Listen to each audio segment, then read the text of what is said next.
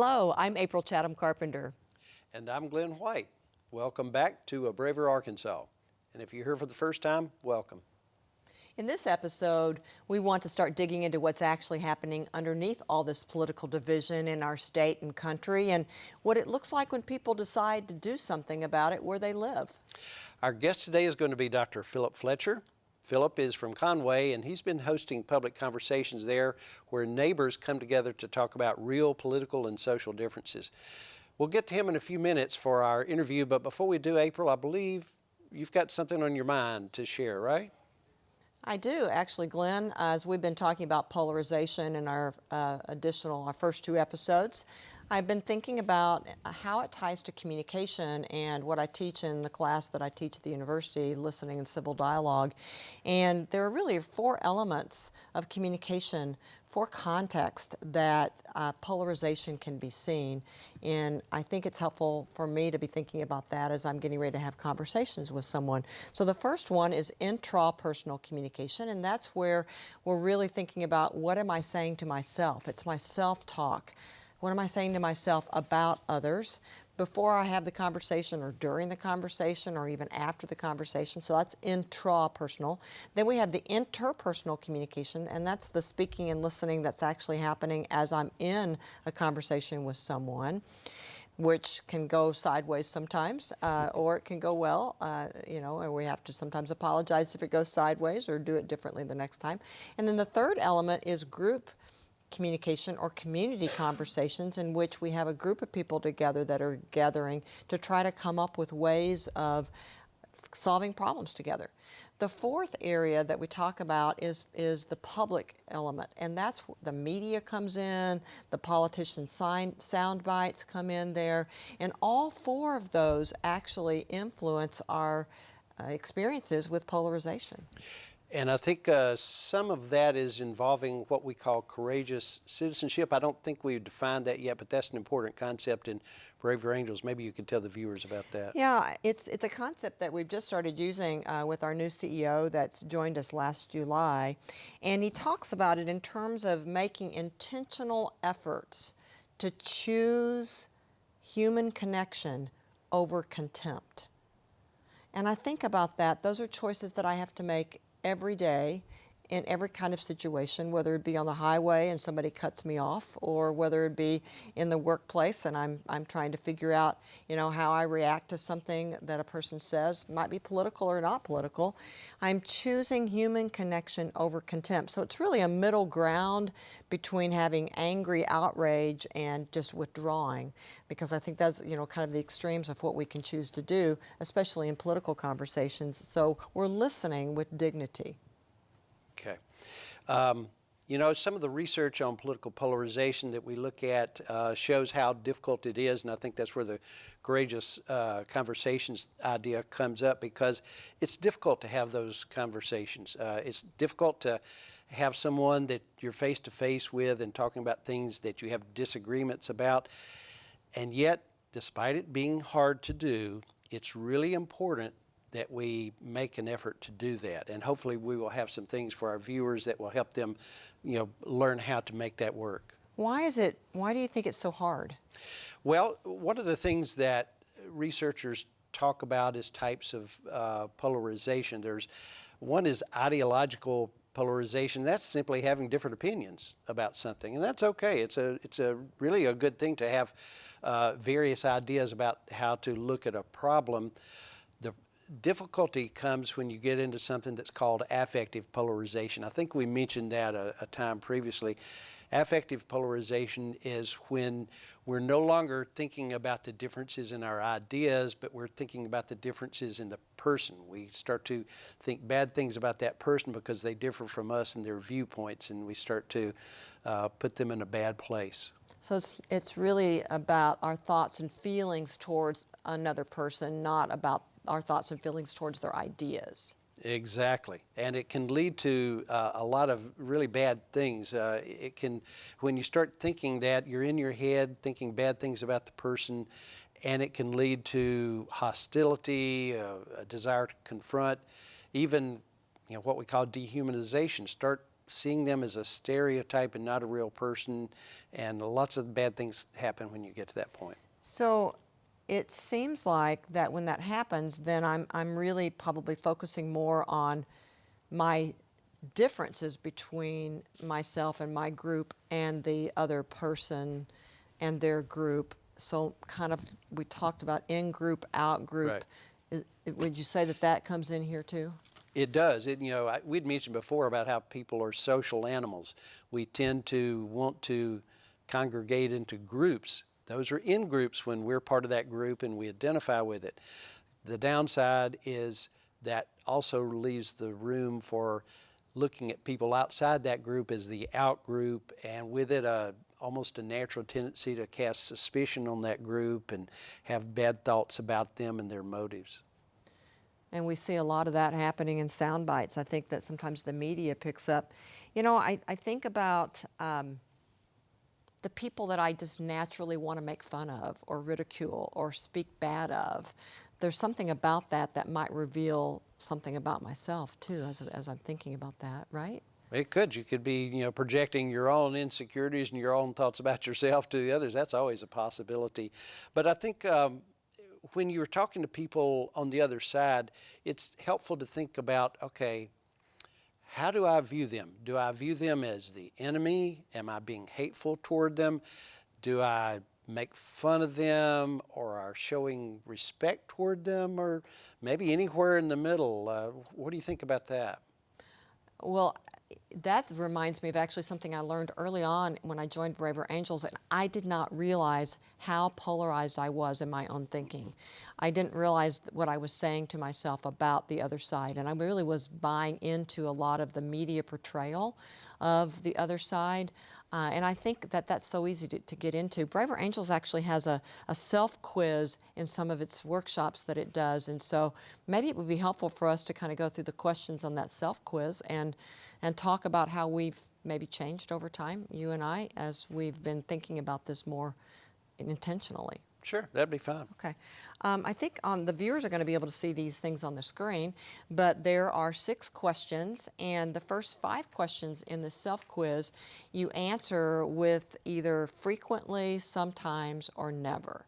So frequently, sometimes, or never. And one of the things that I do, sometimes I'll take this, I'll actually be moderating a workshop in which I'm asking participants to do this, and I will be thinking about 2 different kinds of groups of people when I'm taking it. I'll sometimes think about the people that are on the opposite side of the political aisle, and that's what it was really intended for.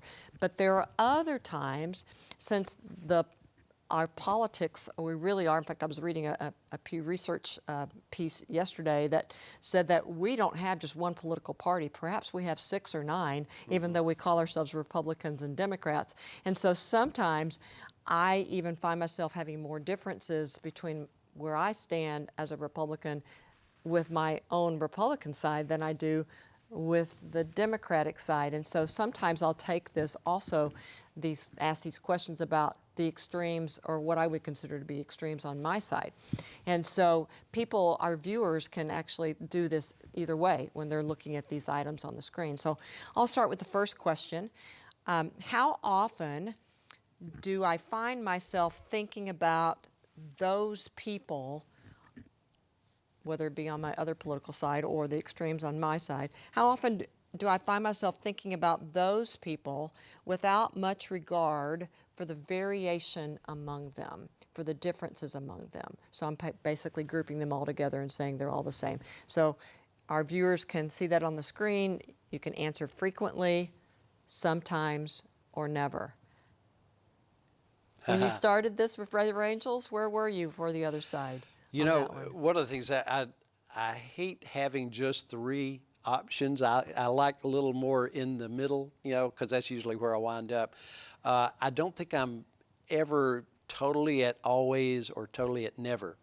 And this would probably be true for all the questions, to give you a little advance notice that it's probably sometimes, but I do see the movement from when I first started. I was definitely toward kind of what I might call the bad side, the polarized side. Yeah. And then I have over time, with the things I've learned and the experiences I've had with people, I've moved more in the sometimes and toward the positive, depolarized end of things. You know, and I find myself similar to that, but I find myself, depending on what's going on in the news and in the world, I find myself changing at times. So it might have been, you know, 2 weeks ago, I might have been a sometimes or a never, and then something's blown up in the news, and all of a sudden I'm a frequently. Okay, Yeah. well, we need to get through the rest of these questions.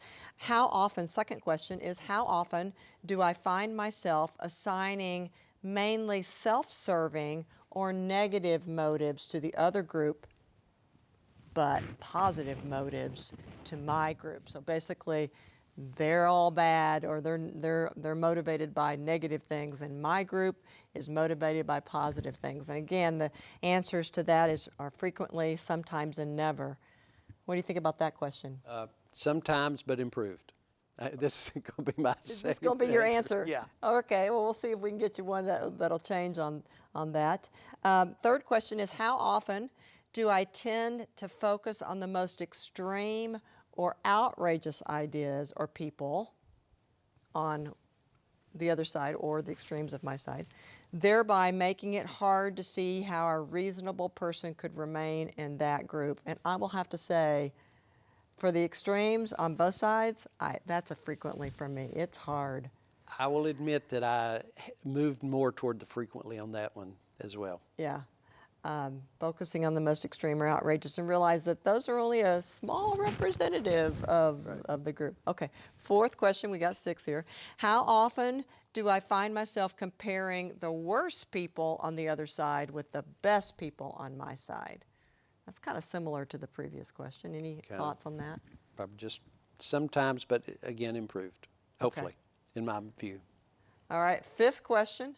How often do I feel a rush of pleasure with friends when we ridicule those crazies on the other side, or And the extremes on your side? I have done that a lot. I find myself being more aware now when that happens that that's a polarizing reaction. So I think I'm getting better at that. But there is that instinct still there. It's also easy for me on social media to kind of feel that as well. It's like the likes, it's, oh, yeah.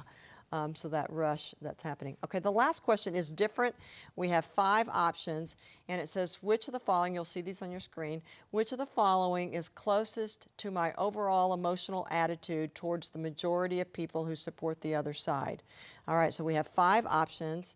We have hate is on one extreme, okay, and I'll go through the other 3 in the middle, and then we have respect and appreciation on the other extreme. Okay, so hate is their enemies out to destroy the country, and then respect and appreciation is they make unique and necessary contributions. Now the ones in the middle are disdain, they're ignorant and should know better.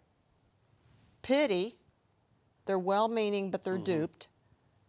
Or basic respect, they make contributions even if they're mostly off base. So people can think about, see that up on the screen, and say which one. And I'm not going to ask us to answer that at this point. I think probably basic respect and respect is where I am currently. Although for the extremes, there are times in which... Yeah, I'm the same. I move toward that kind of PD kind of thing sometimes too. Yeah. So I know when I originally took the survey, I really had not been thinking about who I was connecting with, and I know that there are a couple of theories here that we're going to be throwing in just to kind of whet people's appetite maybe, but also make us think about it. One of them is social contact theory, and it's really if I'm around people that are different than me, that hold views. Let's just say that I'm getting to know people on the other side, or maybe in the extreme camp of my side. I'm getting to know them, and all of a sudden I begin to build a relationship, and I begin to understand them better. And so that's called social contact theory. We also have something called echo chambers. You want to go into that briefly? Yeah, echo chambers basically means we only hear one side of the story, so we're missing out on important facts. That happens through what's called geographical sorting. If you start moving to places where you know they share your viewpoint, but also just the choice of friends. You only are friends with people who think like you do, and it's really magnified with social media. There you have a really big problem with the echo chamber and the bubble. So we have the privilege today to have a guest on that's going to talk about one way that he has found to gather people together to kind of get them in contact with each other and practice these conversations. And so we'll talk after our interview with him about maybe other ideas of how we have found to be able to, that have been helpful to have those kind of conversations. But I'm just going to set up our guest here, and then we'll get him on here in a minute. And this is Philip Fletcher. Dr. Philip Fletcher actually is in Conway. He has this whole area of ministry kind of encompassed under a heading of Arrowmaker Ministries. I love that term. It's like you're sharpening arrows to go and do some work. And it's really more of a Christian philosophy or brand. He has a podcast, he's written a book, but he also has a 501c3, City of Hope Outreach, and that helps support the homeless and addresses poverty in the region.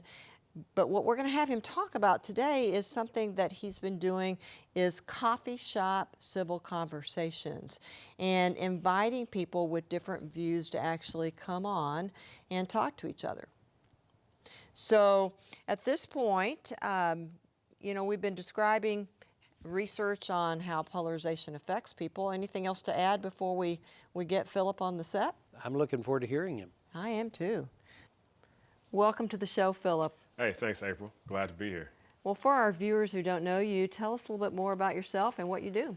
Oh, lived here in Conway since 2007. Me and my family moved here and started a nonprofit, City of Hope Outreach, and then later on got involved with seeking to bring people together over difficult type issues, especially as it related to race and politics and anything that was happening in society. So, probably going on 10 years now. Wow. I've been getting people together at coffee shops and having hard conversations over things and really trying to drill down that, everybody has dignity and worth because we're all human beings made in the image and likeness of God. And so that should be our foundational starting place. But then from there, it's like understanding, hey, we have different perspectives, different viewpoints because of our personal experiences, how we grew up, where we live, and how the things we want to accomplish in the world. And sometimes those can come into collision with one another. And so how can we talk about those so that we can continue to move forward and function together as neighbors in our society? So that's the point of what I do. Foundation. Yeah. So seeing the face of God in others reminds me of Mother Teresa. Yeah. She talked about that. Yeah. Very critical and important. So I wonder, Philip, with you starting this thing, a lot of people care about polarization. A lot of people are just talking about it. You actually did something. You created a venue where people get together and have conversations. You're inviting the public, which to a lot of people would be kind of a scary notion. How did you get started with that idea? Well, I think it's real old school. If you go back prior to technology, when people would get together in the public square, right, they would discuss all types of things, right? Look at Greek history, Rome, Israel. You have Jesus walking around having good conversations with the Pharisees and the Sadducees. You got Aristotle and Plato and Socrates. They're having their debates all out in the public square. But that was an opportunity for individuals to get together, hear argument presented, hear an idea presented, and there would be this back and forth, right? But then with the advent of social media, for all of its good and bad with it, there came like this, and I heard y'all mention it in the previous segment, people started getting their echo chambers, right? It's because of the algorithm and those kind of things, to where I'm in this one room, if you will, and I'm only hearing what I want to hear. And then I'm hearing about somebody else, and how they're being presented may actually not be who they are in reality, or their arguments or their ideas may be straw-manned. And so over time, I was seeing like, wow, we got to get back to the old school. Sometimes the old school is the best school, okay? And so it's like, hey, how about create a space, bring people together from different viewpoints on a particular topic, and let's sit and have some civil conversation about it. And so the term civil discourse came up. You know, it's not my term, but leaning on a lot from like John Stuart Mill in his book on liberty, he really hammers home the truth of, you know, there can be an idea that you have, right? But are you willing to have it tested? Are you willing to be humble enough and hear a different viewpoint presented as it relates to that particular topic? And are you willing to either change your mind? Are you willing, secondly, to go back and be like, hey, I need to do a little bit more study about what it is that I believe and what I'm putting out? Or is it possible that I have to wholly now reject this because now I've come to a fuller understanding of what the truth is on this topic? But I don't think social media is the best way to do that. And so what does it look like to have us face to face so I can see your body language, so I can feel your breath, so I can hear your tone? And then how does that change the conversation? Because you may be somebody I worship with or go to work with. I don't know, I see you at Target or Kroger or something like that. And I'm like, oh, okay, I see where you're coming from. And so that's the space I try to create, especially in coffee shops. It's real disarming. People go to coffee shops anyway, and so why not do it in a space in which they're familiar with, again, the public square? Yeah, we talked before we filmed a little bit about that. There's really something about being face-to-face with a person that almost enforces a social norm of being a little more, if not kind, at least civil, you know, toward the other person, whereas in social media, when you don't know the person, you don't see the nonverbal communications, it's easier to kind of get into your worst place as a person. That's correct. So people actually show up to this? Yes, they do. How do you get them to show up? So I just use social media, you know, it's a tool. So I use it and I just put it out like, hey, I'm looking for, like in this last one, I'm looking for Republicans, Democrats, Libertarians, Independents, show up. And at that time I had to limit the number because of space. But I was like, I need 4 of these, 4 of these, 4 of these, 4 of these. Let's come together and talk about these particular issues. And people showed up.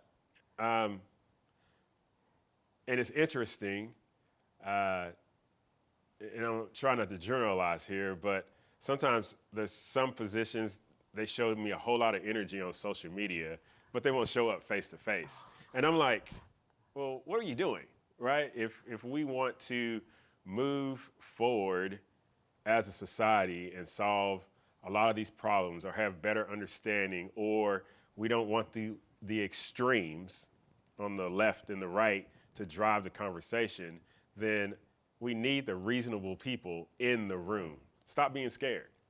You know, I have these rules in place that I stand firm, 10 toes down on. Like, everybody has human dignity and worth. I open with that.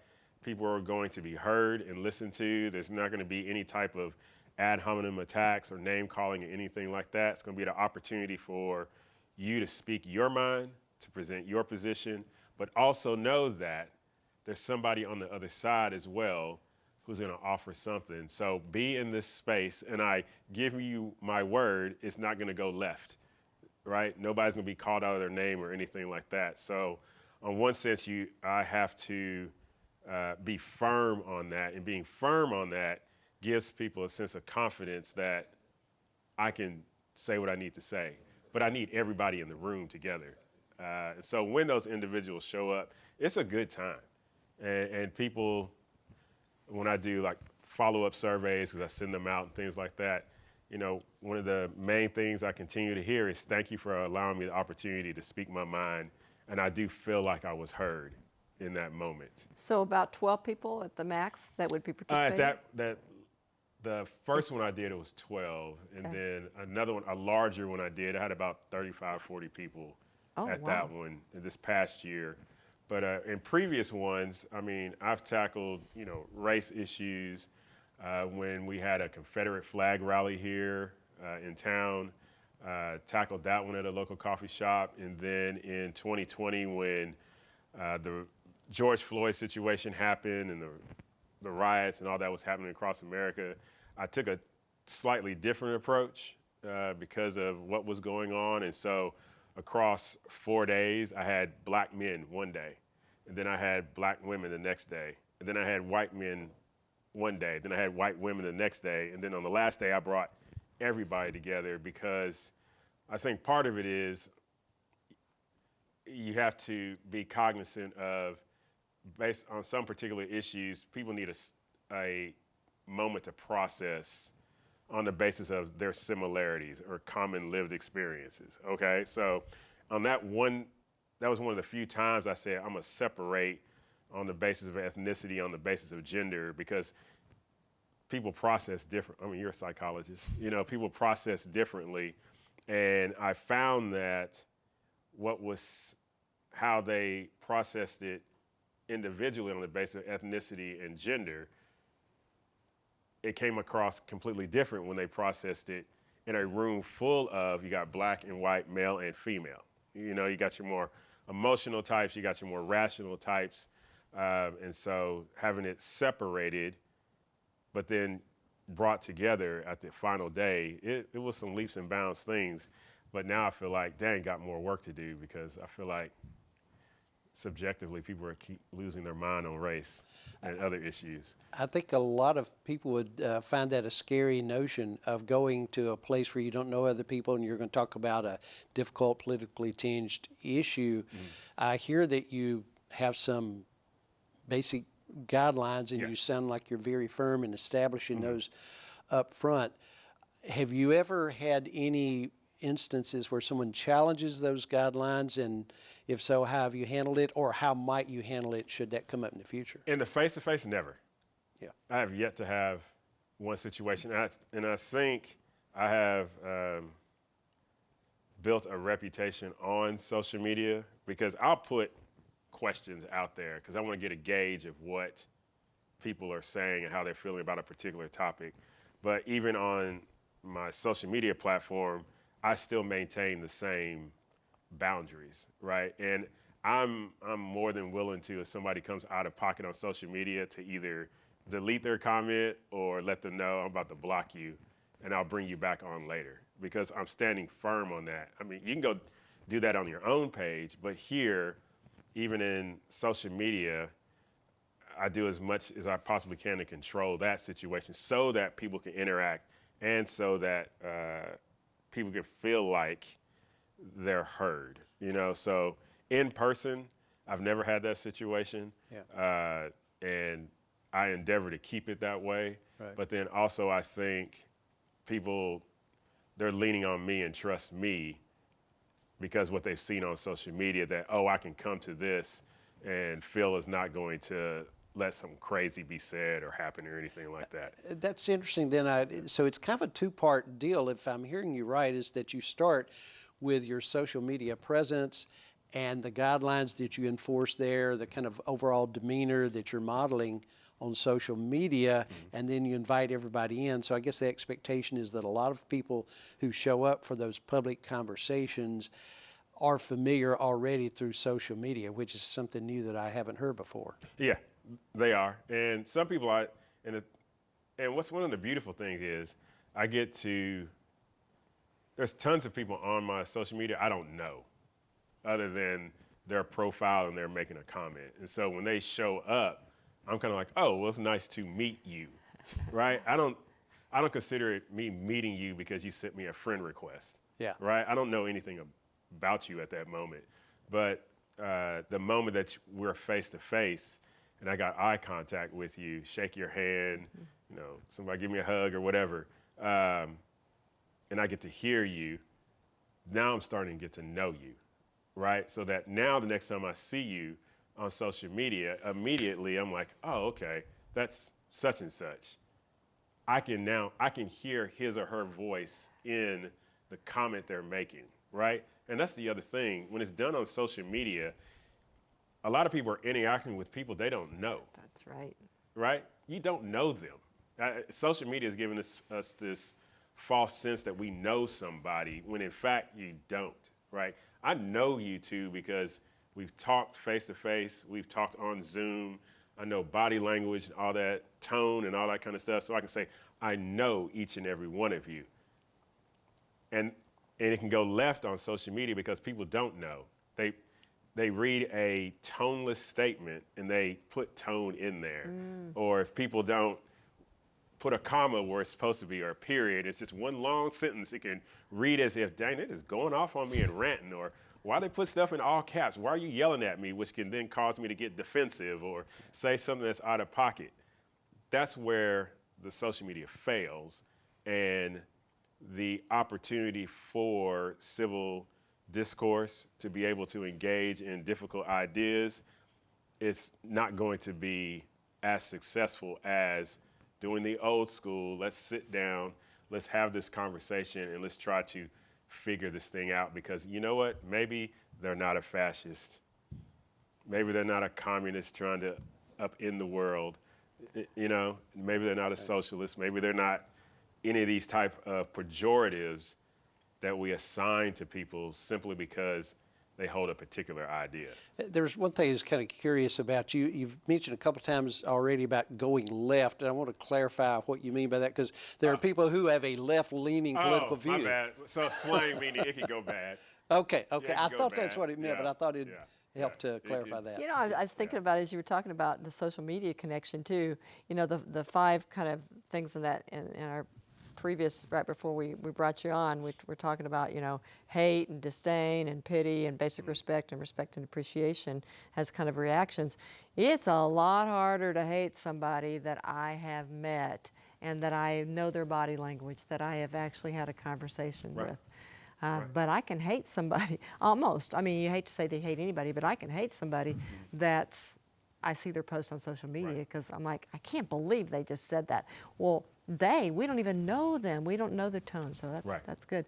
Are there any particular moments, you've been doing this for a while, these civil conversations, are there any particular moments that stuck out to you as being like, wow, that was amazing? I believe it's amazing because of, I can see 2 individuals who have a very hard back and forth on social media. When they're in the same room together, their approach completely changes. How does it change? They're smiling at each other. And they was like, oh, you got a family? That's what your concern is? Oh, I got a family too. I have a similar concern. Well, gosh dang it, my job is done. I can walk away now. Because they found common ground. They found common ground. You found common ground that in this particular difficult topic, you have a common concern, you know, the welfare of your family or your economic situation, and actually you're a lot closer than what you realize. And seeing individuals say, hey, let's exchange numbers, can we get lunch together? They're not asking me, right? I've removed, and that's really a big win. I'm out of the conversation now. I've got 2 individuals who were at opposite ends on social media going back and forth, and now they're like leaving the event talking about, hey, can we get together and have lunch? Be interesting to follow their social media before and after the yeah. event towards each other. Yeah, it's a good research project. Yeah, Yeah, actually it would be a great research project. It is. So for me, those are the big wins. Obviously, the other big wins is when people's, like I said, they're saying like, I feel like I was heard for once. I wonder if another thing they have in common when they come to your events, and this is based on our experience with what we used to call civil conversations, worried about people coming in and being kind of difficult and, you know, violating the norms. That doesn't seem to happen. It's as if I think people are attracted to what you're saying you're going to do there, and they only come if they agree generally with the idea of having a civil conversation. That is very true. And so regardless of your political view, maybe you do have that in common in addition to anything else. Right. Part of this is dependent on having very rational and reasonable people who have determined in their mind that I'm willing to sit down and have this conversation with another individual with whom I disagree with, right? So there is a level of maturity there. There's a level also of humility that has to be there as well for two individuals or four individuals who are looking at this one cup and is saying, well, I see it as white, I see it as black, I see it just having a curve. But if those four individuals like, well, hey, will you stand up for a second? Not only do you see that it's black, but it's also white, right? Hey, will you swing around just a little bit here? Oh, there is a handle there, right? So you're now willing to surrender the idea, going back to John Stuart Mill again, are you willing to surrender that idea that it was just a cup without a handle? Will you now adopt the idea that it's a cup with a handle? But that requires maturity and humility to say, dang, what I held to was not completely correct, or it was wrong. And then to be able to say, hey, thank you for not withholding that evidence. And that's the other thing that Mill says, or writes about, is the danger is not the coercive or aggressive attempts for individuals to push away what is true, right? It's our subtle complicity to push what is true into the corners. And so how is it that we can create a situation where individuals who have some perspective on what is true and say, yes, there is a handle on this, to provide that space so they can say that and not just aggressively push them to the corner, right? We need to provide individuals that opportunity to say, this is America, this is Arkansas, this is everything that is about Arkansas. And we all have some perspective about it. And then once we offer that perspective about, yes, this is a cup, then we can get to the next hard conversation of, well, what's the appropriate use of this cup? And that's the other thing that we have to tackle in our continual discourse. You know, the conversation about what's the appropriate use of the cup is somewhere where we find more disagreements at some level. Yeah. It's when we can, but figuring out, I love the cup metaphor, figuring out that if I just look at this a little bit differently and come at this and look at it from your perspective and see, oh, there might be a different way. Now, I will have to say, in my life, in my experience, though, whenever I do see something, hear something that changes my perspective, it's more difficult than the cup. It's actually on something that I feel pretty morally is right. Okay, let's just say, for example, I'm not going to give you an example of a particular topic, but let's just say then a person gives me a different perspective on that. That's harder for me to come to grips of and have the humility to say, I might, at least for me, I might need to do more research. I might need to change my mind. There's, I think in psychology, don't they call that cognitive dissonance? Where they, you know, our thoughts, we had everything figured out kind of in a box. I remember doing this in even my relationship with God. I thought I had God all figured out. Who can have God all figured out? But early on in my life, I mean, I thought, you know, this is what God is like. And then all of a sudden people around me were like, have you experienced God in this way? I have. And I'm like, no. But if I have to be open to experiencing that in that way, then the stuff that I put in this box, I got to push the sides of the box down, and I'm got to get out of my comfort zone, and that's hard. Yeah, I think we have to be, our practice of empathy needs to be a lot higher, because all of us go through this situation where we've held on to something for so long, and what is attached to what we've held on to, that particular belief or that idea or that policy, right? We've attached a lot of affection, AFF, to that particular thing, right? And with that affection has come with decisions that we have made, practices that we've implemented in our house or how we work and things like that. And then over the course of time, I've learned that, oh, the best use of this cup is not for me just to put pens in it. The actual use of this cup is for me to put a drink in it and to use it. But to move away from putting pencils in here to now, dang, I'm supposed to use this to actually drink out of, that's something that for some people, they can just do it just like that. For other people, it is like oh my gosh, let me not do this. What am I gonna do with my pens? You know, Yeah. but then you ask the person, now take a drink.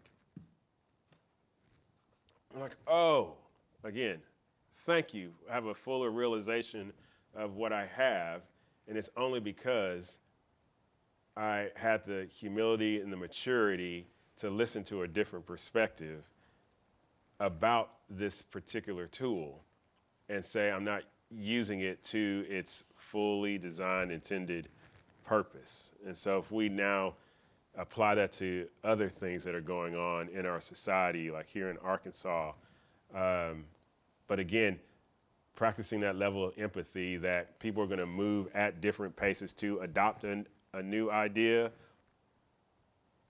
while at the same time letting hold of an old idea, especially those ideas that are detrimental, right?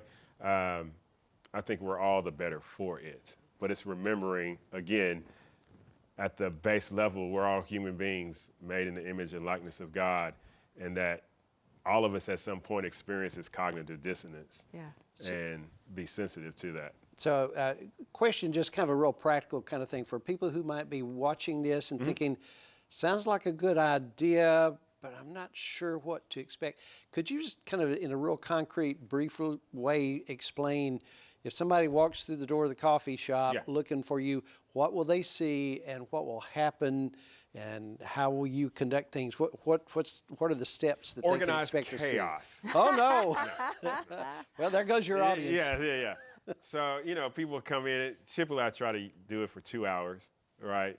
People have usually that amount of time in the evening to come in. There's a period of time where I just allow people just to mill around, you know, talk to one another, get to know one another.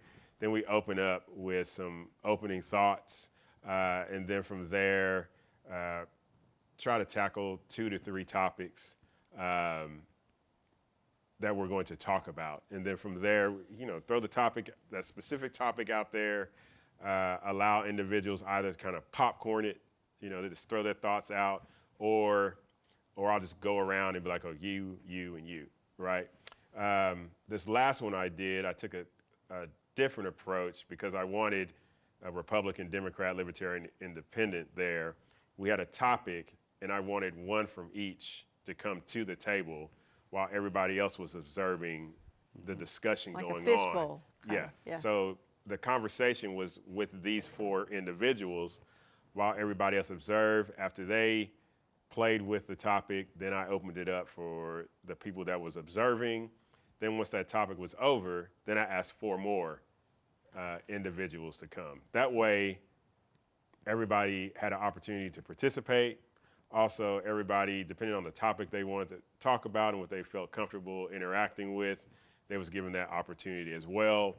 And then we do some concluding statements. And hey, one of my big things is, hey, make a connection with somebody here that you didn't know before and extend that. And then a couple of days later, I sent out a survey to get people's feedback on how it went, what could be better, so on and so forth. Very, very nice. So I understand that you're going to, right now you've just done this in Conway, but you're going to be spreading it around the state. Can you tell us briefly about that? So call it the Civil Discourse Coffee House Series, all right? So it'll be 4 stops. So the first one is going to be here in Conway at Level Ground Coffee, and that's from 6 to 8. And then the next one is going to be in Little Rock.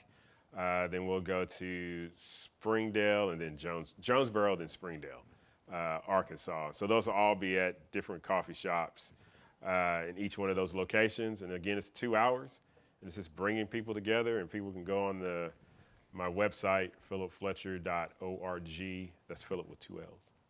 And they can get tickets there. It's free, you know, not trying to make no money or anything like that. The reward is, for me, seeing people come together and make it happen and discuss. If people are not in one of those communities, but they're like, you know what, we've got a cool coffee shop in our town, I'd love, or a cafe, I'd love to do something like this. They could contact you as well if they wanted to do that. They sure could. Yeah, they sure could. In this approach, I see it as me just going in, generating these conversations, right, and then pass it off to a braver angels, you know, and you know, Braver Angels can take it from there in terms of resourcing, because I love grassroots type stuff, and a lot of, I believe, our solutions rest with the everyday people who live and work and play alongside one another, worship together, hang out in the city together. The solutions are there. It can't be a top-down thing. Yeah. It's got to be a bottom-up approach. So what advice would you give, we're about out of time for our interview with you, what advice would you give to people who say, okay, I'm not quite at the coffee shop part, but I would like to expand and maybe tiptoe into having a conversation with somebody that disagrees with me? I have told people, if there is somebody that you have a disagreement with on social media, right, simply just inbox them. Hey, could we meet at a public place, right, and talk about this particular thing? I'd like to know more. If we did that, took the time to do that, I think change can happen. But as easy as it is for me to read a status and be like, I told him or her, right? It's just as easy for you to, if you're on Facebook, for instance, click on Messenger, find that individual's name. Hey, can we sit and talk? I don't think you're hearing what I'm saying, right? Or here's my phone number. Maybe that's not what you're comfortable with, so here's my phone number. So doing something like that, more direct action, can go a long way. That's a simple step. It is. Maybe not simple in terms of carrying it out, but a very practical step. Yes, ma'am.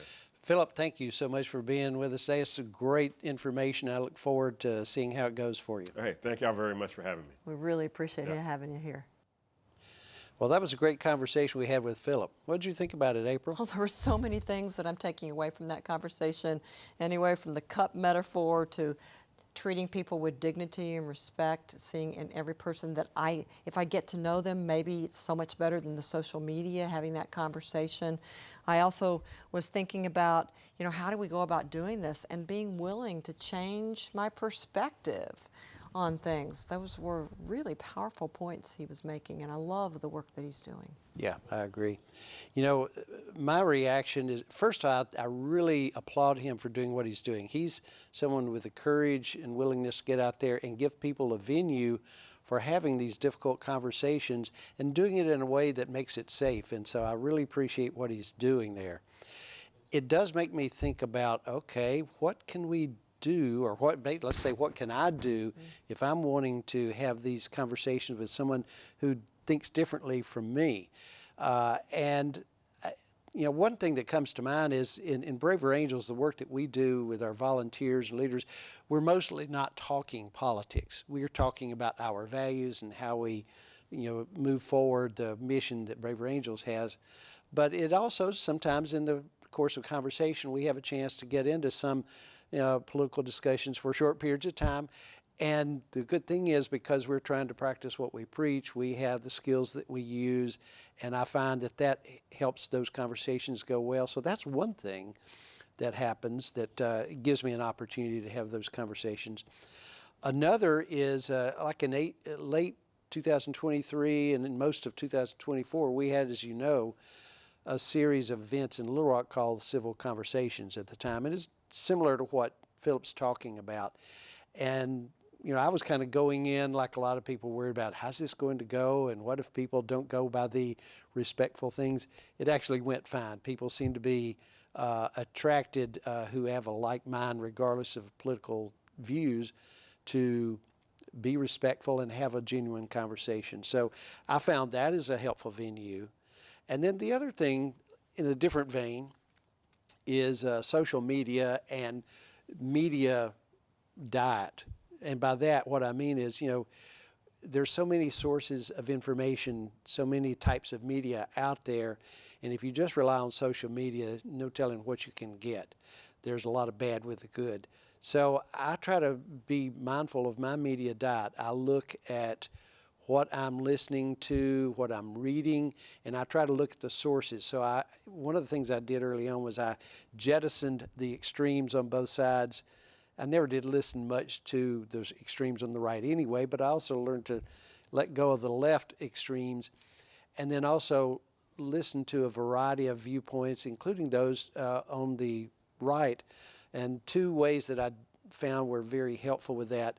There's a thing called All Sides Media that gives you some examples of left, right, and middle media treatment of different factors. And then another one I like a lot is Ad Fontes. It's Fontes, I believe it is. And they do that. They also have a chart that shows you which media sources are left, which are right, which are center, and which ones are more factual versus more opinion. Sounds like we've done a lot of those things in common. I use All Sides as well to pick my media outlets and also to look at different stories. Sometimes if I'll hear like a soundbite that is really seems like it's far on the right or the left, I'll go and I'll say, okay, how is that story being treated in other kinds of media outlets? And that's really helpful. I also think about the places in my own life where I already know that there are differences. And so in my church, for example, we are a very diverse kind of group in terms of ideology, maybe not theology, but ideology. And there's opportunities there for me to have individual conversations. I mentioned my family. I could have additional conversations there if I wanted to. My workplace certainly provides this with opportunities to have people that are on the more a different side of the aisle than me. But sometimes I don't even know how to start the conversation. And so one of the things that I love that I've actually had my students do is to use the one-to-one conversation guides that are on the braverangels.org website. In those one-to-one conversation guides, if you don't have to use them exactly, but you can take a look at them and say, okay, I could actually start the conversation this way, or I could ask this question, and it provides an equal amount of time and places to kind of stop and say, what did you find in common, or what is the similarity between you? And I think sometimes when we don't even know where to start, that those are really good guides to use, so I suggest that. Some people I have said, oh, I can't do it with anybody yet on that side because they're still maybe thinking of disdain or pity on the depolarization scale. So in Braver Angels we have something called the Depolarization Dojo. And it's an AI tool that they've created about 25 different people or kinds of people that blow your mind really when you take a look at it, because they blow stereotypes at times. And you can practice actually having the conversations with those people. Now you do have to pay the $12 a year to join Braver Angels to get access to it, but it is really good, and I've tried those with people that I don't know that I know somebody like that. Let me practice it, and it'll go through the skills that we're going to actually be covering in another section called the LAP skills. So the other thing that you mentioned that I think is really helpful to think about is, where am I already doing work with other people? That I'm not having conversations about politics, but we're working together, and Braver Angels is one of those places, but in the church, or at work, or in your family, there are many places where I am working with people who see life different than me, and being able to respect that and realize that's happening, and we aren't just shooting them down like you do in social media. Yeah. Well, I think the key takeaway for me is that we've talked about the value of people sitting down and talking together with respect, and what Philip is doing is just an Arkansas-based example of how that really does work. Yeah. So I hope that our viewers will take up his challenge to look at social media, or if they're not on social media, maybe they can look at a one-to-one conversation guide. Another bridge building group, if you wanted to have a group of people in your home, is living room conversations. Not related to Braver Angels, but if you just type in living room conversations, they have hundreds of topics that you can actually have a conversation about, and guided conversation guides. Free. You do have to give them your email address, but that's another possibility for folks if they're interested in kind of just tiptoeing into this space of, I need to start having these kinds of conversations. Yeah, David and I, one of the other leaders, had something like that going on. a few years ago when a group just called and said, we'd like for you to help us have a conversation. And that's the model we use, is the living room conversations. It's very helpful, yeah. Well, I found the interview with Philip encouraging. It shows the power of people sitting down and talking respectfully with each other, which is something we've continued to focus on. The research says that's a helpful way to approach our extreme polarization, and Philip's experiences seem to back that up. You know, we're going to get specific in upcoming episodes about what those skills are, what they actually do. And actually, in our next episode, we'll hear from someone whose story is one of the most concrete examples that we've seen of those skills working in real relationships, such as a family. And if you want to learn more about Braver Angels Arkansas in the meantime, you can find us at arkansas.braverangels.org. And our podcast, on the other hand, is available wherever you listen to podcasts or on our Braver Angels Arkansas webpage at arkansas.braverangels.org. Thanks for being with us. We'll see you next time.